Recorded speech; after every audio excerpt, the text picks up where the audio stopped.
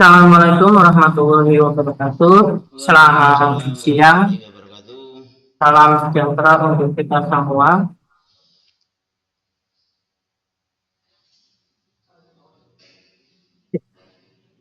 Ini pertemuan pertama kita di mata kuliah pengantar ekonomi dan bisnis. Sebelum saya mulai, kita sapa dulu untuk rekan-rekan kita yang ada di kampus Ungaran bersama Pak Nugroho. Selamat siang Pak Nugroho. Siang, Pak. Hasil Kemudian saya lumayan, Pak. ada yang masuk? Ada enam orang.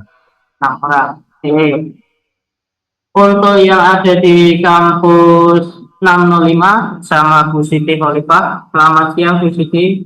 Selamat siang Pak Haris. Dan yang ada di kampus SDIS Tikam Kartosuro bersama Pak Jailani. Selamat siang Pak Jailani. Selamat siang, Pak. Kemudian yang terakhir Bu Eni yang ada di kampus Siliwangi. Selamat siang Bu Eni. Selamat siang Pak Haris. Banyak yang hadir ya Bu? Bagaimana Pak? Banyak yang hadir ya? Alhamdulillah Pak. Berapa personil ya? Ada 7 personil Pak. Oke Bu. Oh ada 9 Pak, yang 2 izin. Yang Bu izin. Oke.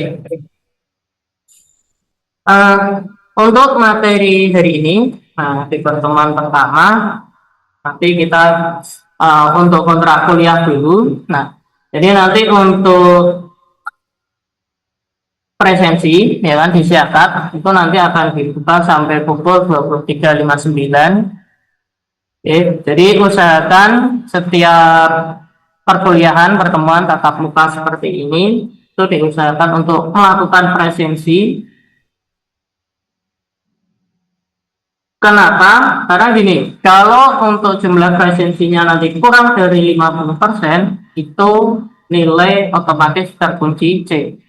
Jadi dari pihak pengajar itu sudah tidak bisa melakukan apa ya, misal menolong dengan tugas tambahan itu sudah nggak bisa, ataupun remedial. Nah, jadi nanti usahakan untuk presensi kehadiran itu di atas 50. Nah, kemudian nanti ada UTS dan UAS. Nah, nanti untuk tugas, ini saya kembalikan ke dosen pengampu yang ada di kampus cabang masing-masing, ya kan? Jadi nanti untuk tugas, nanti bisa dikoordinasikan dengan pengampu yang ada di cabang masing. Oke, kita masuk ke materi mata kuliah ekonomi bisnis. Nah, jadi pada dasarnya ekonomi bisnis ini ialah sebuah mata kuliah yang membuat mahasiswa merancang strategi bisnis serta pengambilan keputusan. Kelak jika mahasiswa memimpin sebuah perusahaan atau memiliki suatu bisnis, maka sudah mahir dalam menentukan keputusan di setiap permasalahan yang mata kuliah ekonomi bisnis ini juga akan membuat mahasiswa mempelajari tentang teori-teori ekonomi yang telah diterapkan dalam praktek bisnis. Nah, jadi untuk mata kuliah ekonomi bisnis, ini tujuan akhirnya yaitu menyiapkan atau mempersiapkan kalian rekan-rekan mahasiswa, yaitu untuk merancang sebuah strategi bisnis. Nah, nanti dalam strategi bisnis itu keputusan seperti apa yang akan diambil, ya kan? Kemudian nanti ketika kalian memimpin sebuah perusahaan atau mungkin memiliki sebuah perusahaan, nah, ini sudah catat lah. Jadi tidak perlu bingung lagi ketika saya ingin membuka usaha baru apa yang harus saya kerjakan. Nah, atau mungkin ketika kalian dipercaya untuk memimpin sebuah perusahaan, kalian tidak akan bingung apa yang harus saya lakukan. Nah, tujuan dari mata kuliah ekonomi bisnis seperti itu. Jadi di mata kuliah ekonomi bisnis ini nanti akan diajarkan bagaimana pemikiran dari jadi seorang pemilik sebuah bisnis. Oke. Nah, kemudian apa saja yang akan kita pelajari? Nah, Di mata kuliah ekonomi bisnis ini membahas tentang konsep bisnis secara umum dalam era global dan risk and return atau resiko dan keuntungan bisnis yang harus dihadapi pelaku bisnis. Jenis usaha dan bentuk-bentuk badan usaha, rencana bisnis dan lingkungan bisnis yang dapat dijabarkan dalam analisis SWOT, konsep etika bisnis dan tanggung jawab sosial dari para pelaku bisnis, kemudian konsep manajemen dan organisasi, serta aspek bisnis dalam bidang pemasaran. Kemudian operasional dalam sebuah bisnis, SDM dan keuangan yang selanjutnya dirangkai dalam sistem informasi manajemen. Nah, jadi ini nanti yang akan kalian dapat selama mata kuliah ekonomi bisnis. Jadi dari konsep bisnis secara umum dan dalam era global saat ini itu seperti apa, kemudian resiko dan keuntungan ketika kalian memulai sebuah bisnis, sampai nanti di akhir yaitu tentang pengelolaan sumber daya manusia dan keuangan sampai di sistem informasi manajemen. Itu nanti yang akan kita lakukan. Kemudian bisnis itu apa? Pengertian bisnis ini adalah seluruh kegiatan yang diatur oleh orang-orang yang berkecimpung dalam bidang penjualan dan industri yang menyediakan suatu barang dan jasa sebagai kebutuhan untuk mempertahankan dan memperbaiki standar serta kualitas hidup mereka. Nah, jadi yang dimaksud bisnis itu adalah ketika kita bisa menciptakan barang, produk, ataupun jasa yang dapat memperbaiki standar hidup kita. Apapun itu bisa disebut dengan bisnis. Jadi misal kalian punya, mungkin di rumah atau mungkin di lingkungan sekitar kalian.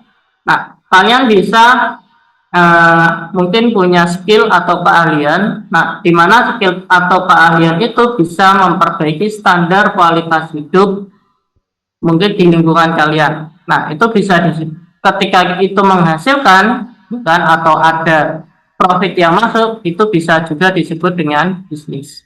Jadi ketika berbicara bisnis itu tidak harus bisnis itu harus yang besar, punya PT, punya CV, enggak harus seperti itu.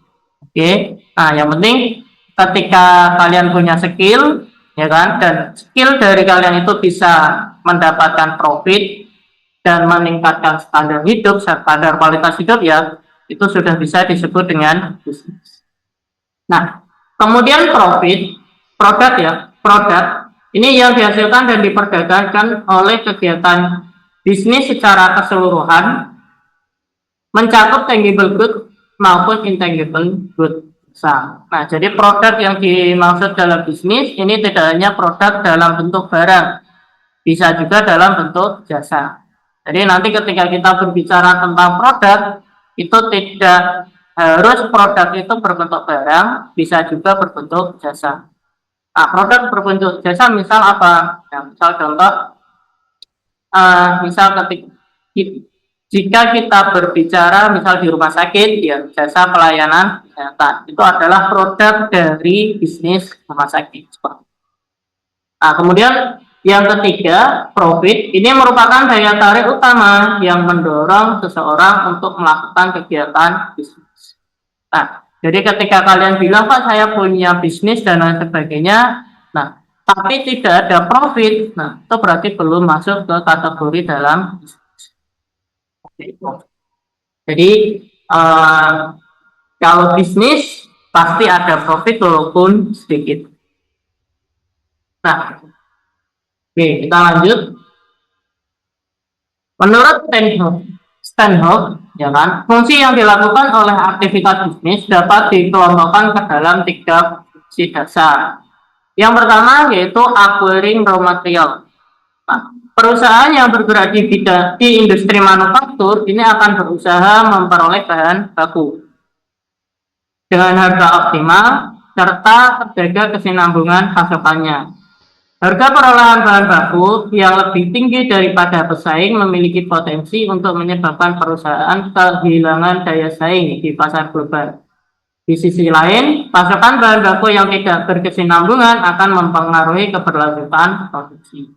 Nah, yang pertama, nanti untuk perusahaan-perusahaan industri manufaktur, nah industri yang menciptakan produk, misal seperti apa ya, misal seperti Astra, Yamaha, nah itu produksi-produksi yang menciptakan produk, itu biasanya yang dicari itu adalah yang pertama harga pasokan bahan baku itu yang lebih rendah dari pesaing.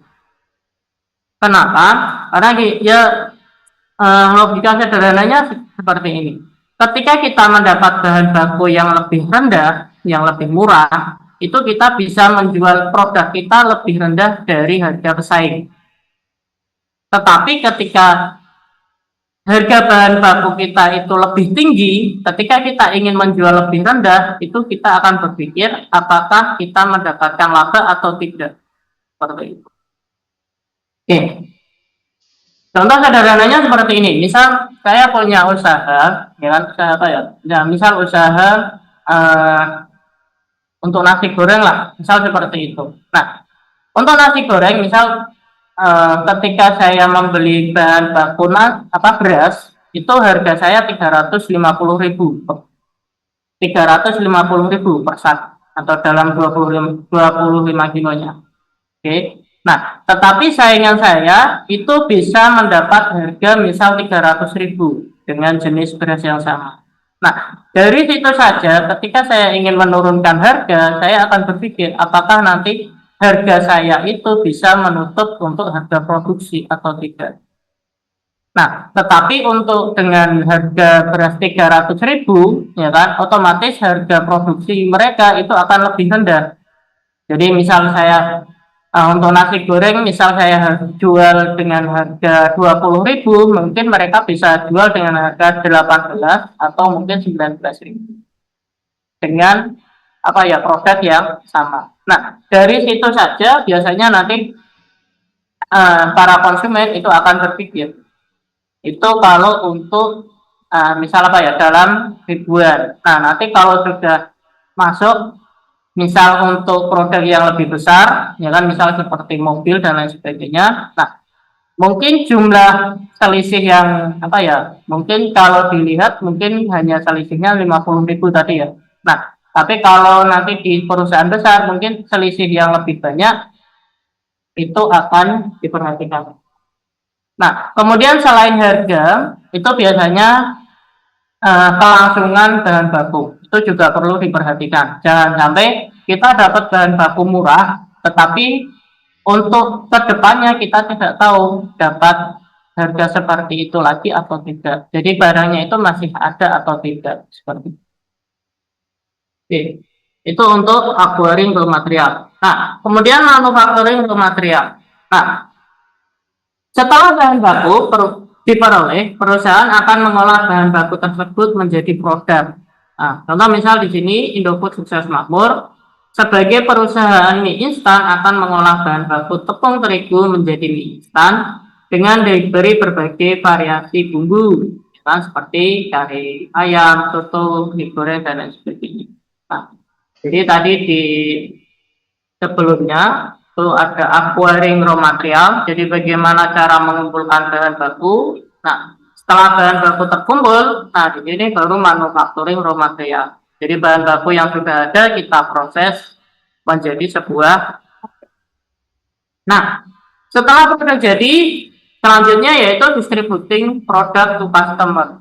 Jadi kita juga harus bisa mengirimkan produk ke customer. Oke, nah produk yang dihasilkan oleh perusahaan ini selanjutnya didistribusikan pada customer, konsumen. Nah, kegiatan distribusi produk dari produsen kepada konsumen ini melibatkan berbagai perusahaan bisnis.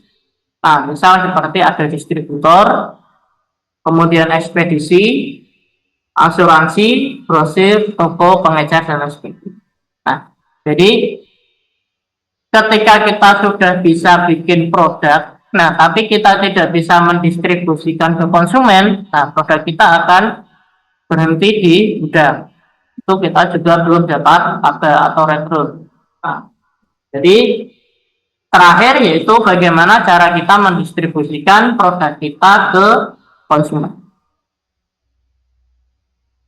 Nah, kemudian untuk fungsi bisnis, nah pelaksanaan ketiga fungsi dasar bisnis tersebut tadi, ya kan, dari mencari bahan baku, proses bahan baku, sampai pengiriman produk ke konsumen, ya kan. Ini sangat bergantung pada jenis usaha yang dijalankan. Misal usaha perdagangan, ya kan, trading. Jadi untuk seperti toko swalayan, ini tidak melakukan aktivitas mencari dan memperoleh bahan baku. Jadi dia tidak mencari bahan baku, tetapi perusahaan manufaktur, ya kan, produsen itu yang melakukan fungsi tersebut. Jadi kalau di perusahaan trading jual beli, yang dia fokuskan itu adalah bagaimana cara dia memenuhi produk yang ada. Oke. Nah, untuk konsumen bisnis, nah apabila dilihat dari sisi konsumen sebagai pembeli produk perusahaan, dari segmen bisnis customer ini dapat dibagi ke dalam 4 kategori. Yang pertama, companies that consume. Apabila sebuah perusahaan membeli produk atau jasa untuk dijadikan sebagian bagian dari produk akhir.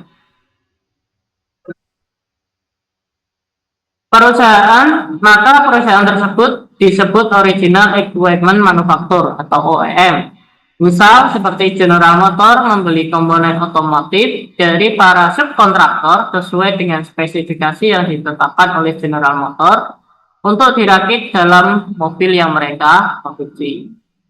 Tetapi pada saat General Motor ini membeli mesin fotokopi untuk digunakan di kantor General Motor dalam kegiatan administrasi, maka dalam hal ini General Motor bertindak sebagai pengguna produk atau jadi seperti ini. Untuk konsumen bisnis itu yang pertama company the consume. Jadi ketika perusahaan membeli produk, bisa produk atau jasa yang nanti produk itu menjadi bagian dari produk perusahaan tersebut. Nah, contoh misal seperti industri manufaktur mobil, ya kan, itu mereka kan tidak sepenuhnya produksi sendiri, tapi mereka juga melakukan subkontrak dengan perusahaan lain. Nah, ketika mereka membeli produk dari perusahaan lain yang nanti akan menjadi bagian dari produknya sendiri, nah, ini disebut dengan company that consume. Jadi, konsumen dari perusahaan. Nah, tetapi nanti ketika misal kita membeli produk, nanti kita langsung pakai, jadi tidak ada kaitan dengan produk kita. Nah, di situ kita berfungsi sebagai pengguna, seperti itu. Contohnya misal seperti ini, saya punya perusahaan saya misal di industri sepeda lah. Nah, industri sepeda itu untuk ban saya tidak produksi sendiri. Nah, tapi saya ngambil dari perusahaan lain. Nah, ketika saya membeli ban, itu saya sebagai company that consume. Jadi perusahaan yang membeli produk dari perusahaan lain. Nah, tetapi produk tersebut itu nanti akan dijual kembali. Nah, tetapi ketika saya membeli misal printer, ya kan, dari perusahaan, misal dari toko elektronik, nah ketika saya pakai itu saya bukan sebagai company that consume, tetapi sebagai user atau pengguna. Jadi produk yang saya beli itu langsung saya pakai, tidak saya jual kembali. Nah, kemudian government agency, ini pemerintah merupakan pembeli terbesar produk-produk tertentu yang dihasilkan perusahaan. Misal pemerintah merupakan pembeli bahan kebutuhan pokok terbesar untuk memenuhi kebutuhan seluruh penduduk Indonesia. Demikian pula pada saat pemerintah melakukan pembangunan jalan, jembatan, saluran irigasi, dan lain sebagainya, pemerintah menjadi pembeli semen dan bahan bangunan dalam jumlah yang sangat besar. Jadi yang pertama tadi itu adalah perusahaan sebagai konsumen kita. Kemudian yang kedua itu adalah government atau pemerintah. Jadi misal saya punya apa ya? Misal saya punya eh, industri beton, ya kan, pengolahan beton. Nah, ketika pemerintah membeli dari saya, itu berarti pemerintah sebagai government agency. Jadi konsumen saya itu adalah pemerintah. Nah, kemudian institusi. Nah, kalau untuk institusi ini mencakup berbagai organisasi. Nah, jadi semua organisasi itu bisa masuk ke sini, misal sekolah, rumah sakit, ya kan? Kemudian yang lain mungkin perusahaan-perusahaan atau mungkin organisasi amal. Nah, itu bisa masuk ke sini. Jadi, biasanya kalau untuk institusi ini nanti ada yang paling sering, misal kita melakukan apa ya, kontrak untuk perawatan AC dengan apa ya, servis AC. Nah, itu bisa juga termasuk. Jadi untuk konsumen kita itu adalah institusinya.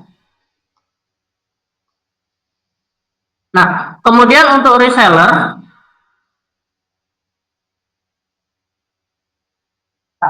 mencakup berbagai perusahaan yang melakukan pembelian produk dari produsen untuk dijual kembali kepada konsumen. Nah, kalau untuk reseller ini, untuk saat ini tidak hanya perusahaan, nah, tapi ketika kita masuk ke marketplace, itu kita bisa juga menjadi seorang reseller. Misal di Shopee, ya kan, Tokopedia, dan lain sebagainya. Itu kan sudah banyak untuk jasa menjadi seorang reseller. Jadi kita menjualkan produk orang lain. Nah,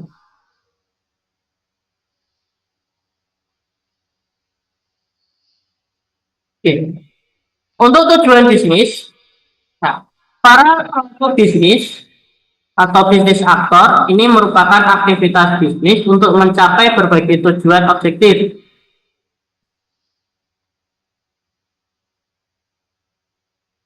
Dalam kaitan ini, tujuan objektif dapat dirumuskan sebagai hasil akhir atau end result yang ingin dicapai oleh para pelaku bisnis dari bisnis yang mereka lakukan. Dengan demikian, tujuan yang ingin dicapai oleh para pelaku bisnis ini akan sangat bervariasi antara kegiatan bisnis yang satu dengan bisnis yang lainnya. Kendati demikian, terdapat beberapa tujuan bisnis yang secara umum menjadi orientasi para pelaku bisnis. Nah, jadi gini, ketika nanti membangun sebuah perusahaan atau usaha, yang pertama tentukan dulu tujuan bisnis kalian. Nah, untuk tujuan bisnis ini paling umum itu ya profit lah, seperti itu, mendapatkan laba. Tetapi ada juga bisnis yang non profit, misalnya seperti lembaga amal dan lain sebagainya. Itu kalau untuk lembaga amal mungkin kalau disebut bisnis belum ya, itu organisasi non profit.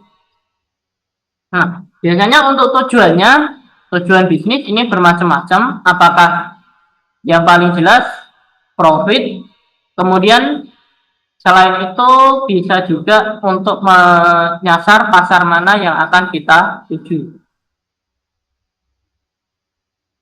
Nah, tujuan bisnis. Nah, yang pertama, will maximization. Para pelaku usaha mendirikan perusahaan dengan harapan agar usaha yang dibangunnya ini mampu memberikan keuntungan yang akan menambah kekayaan para pengusaha tersebut.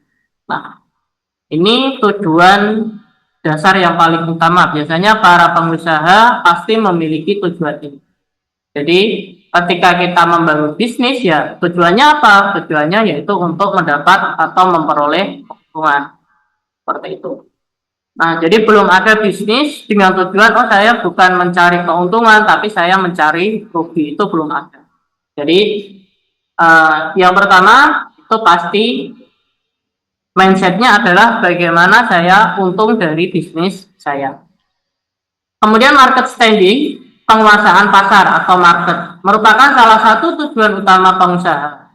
Penguasaan pasar ini akan memberikan jaminan bagi perusahaan untuk memperoleh pendapatan penjualan dan profit dalam jangka panjang. Nah, jadi yang pertama profit, yang kedua menguasai pasar.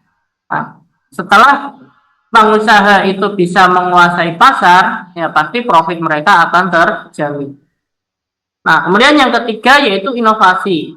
Tujuan bisnis yang ingin dicapai melalui inovasi adalah menciptakan nilai pada suatu produk. Untuk melakukan inovasi, ini biasanya pengusaha itu banyak melakukan riset. Jadi melakukan riset, misal sudah ada produk kita kembangkan, nah nanti akan menciptakan inovasi baru. Atau mungkin produk yang memang benar-benar tercipta baru atau belum ada sebelumnya. Nah, kemudian physical and financial research. Bagi perusahaan yang bergerak di bidang manufaktur, kemampuan perusahaan untuk memperoleh bahan baku yang berkelanjutan dengan harga yang bersaing akan sangat menentukan daya saing bagi perusahaan. Selain penguasaan sumber daya fisik, termasuk dalam kapasitas pabrik, fasilitas pergudangan, dan lain sebagainya, perusahaan harus memiliki penguasaan sumber daya keuangan yang memadai. Nah, biasanya kalau untuk sumber daya keuangan ini sering disebut dengan modal. Jadi ketika kita ingin membangun bisnis, ya yang pertama kita harus butuh modal. Nah, kemudian yang kelima yaitu profitable. Para bisnis yang memiliki badan usaha seperti perseroan terbatas (PT) atau persekutuan komanditer (PV), firma dan koperasi merupakan badan usaha yang bertujuan menghasilkan laba. Nah, jadi untuk apa ya? Untuk pengusaha-pengusaha tadi profit ya kan, laba itu pasti tujuannya. Nah, kemudian manajer performance and development, peningkatan kinerja dan pengembangan kemampuan manajer melalui serangkaian kegiatan kompensasi yang menarik serta program training and development secara berkelanjutan harus menjadi tujuan dari setiap perusahaan. Nah, untuk saat ini ya kan perkembangan manajer ya kan, kemudian karyawan ini juga menjadi salah satu tujuan dari perusahaan. Maksudnya seperti ini. Ketika kita manajer dan karyawan kita itu mempunyai skill yang bagus, ya kan, otomatis nanti biaya yang ada di perusahaan itu akan meningkat. Seperti itu. Jadi yang awalnya mungkin sering terjadi kesalahan, ya kan, barang-barang reject, ketika skill karyawan kita meningkat, itu barang reject akan berkurang. Jadi tidak ada material yang dibuang seperti itu. Nah, kemudian worker performance and attitude. Selain manajer, sumber daya manusia yang harus memperoleh perhatian besar dari perusahaan adalah para karyawan. Hal penting yang harus diketahui oleh perusahaan adalah sikap para karyawan terhadap pekerjaan dan perusahaan. Nah, sikapnya itu bagaimana? Sikapnya seperti ini. Apakah dalam pekerjaan karyawan itu merasa puas atau tidak? Nah, nanti untuk ketika karyawan itu merasa puas dengan pekerjaan mereka, biasanya nanti kinerja mereka akan meningkat. Dengan kinerja meningkat, itu nanti kinerja perusahaan itu juga akan meningkat. Seperti itu. Nah, kemudian public responsibility, bisnis harus memiliki tanggung jawab sosial. Seperti memajukan kesejahteraan masyarakat, mencegah terjadinya polusi, menciptakan lapangan pekerjaan. Nah, jadi pada dasarnya ketika membangun sebuah bisnis, ya kita harus memperhatikan masyarakat sekitar juga. Jadi kesejahteraan masyarakat yang ada di lingkungan itu seperti apa? Jangan sampai biasanya itu gini, bisnis itu maju, tetapi masyarakat yang ada di sekitar itu pendapatannya masih rendah. Seperti itu. Jadi kita tidak mampu menciptakan lapangan kerja untuk masyarakat yang ada di sekitar. Nah, biasanya kalau kondisinya seperti itu, ketika kesenjangan sosialnya semakin tinggi, nah biasanya nanti masyarakat akan melakukan demo menuntut hak mereka. Oke, terima kasih. Mungkin itu materi hari ini. Mungkin ada tambahan dari Pak Nugroho, Bu Eni, Pak Jelani, atau mungkin Bu Khalifah. Monggo silakan. Kami cukup, Pak. Cukup? Cukup, Pak. Cukup, Pak. Cukup Pak Haris, belum ada pertanyaan Pak Haris. Oke, Bu Eni, Bu Khalifah. Oke. Kalau cukup, mungkin untuk pertemuan pada siang hari ini saya cukupkan sampai di sini. Untuk